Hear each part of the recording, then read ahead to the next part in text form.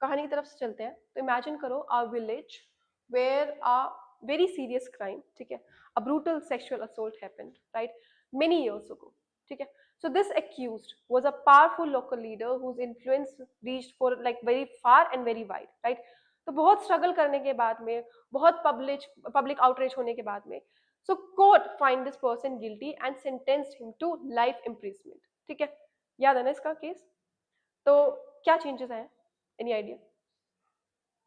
अगर मैं तुम्हें ये बताऊं शॉर्ट कहानी में, पहले से मैं तुम्हें बता दूं कि जो लाइफ इम्प्रिजमेंट जो दी गई थी इन दिस केस, राइट, उसे खारिज कर दिया गया है, right. So this is shocking and this is something which makes us more angry. तो यही कहानी है.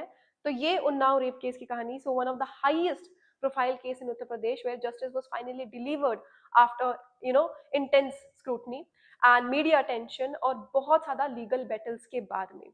तो अब इतने साल के बाद में दोबारा से एक ड्रामा अनफोल्ड हो रहा है इन हायर कोर्ट्स, ठीक है.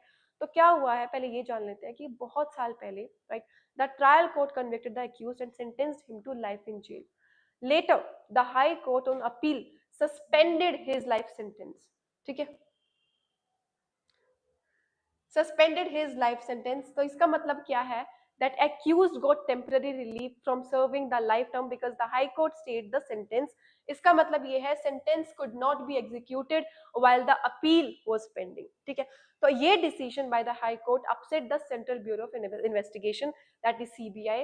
So इस एजेंसी ने इन्वेस्टिगेट किया था, प्रोसिक्यूट किया था ये case because they believed that High Court's order are like was wrong and the sentence should be like continue, right?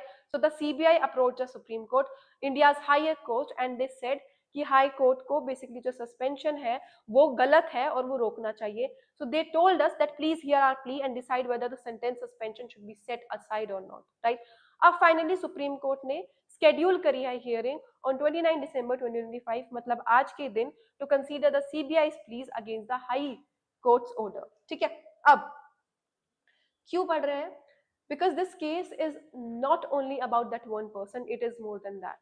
It's about how seriously sexual violence is treated by the Indian legal system and how courts interpret the law when it comes to punishment या फिर appeal. ठीक है, so the upcoming Supreme Court hearing will decide whether the High Court's decision to suspend the life sentence should continue या फिर उसको basically it should be set aside.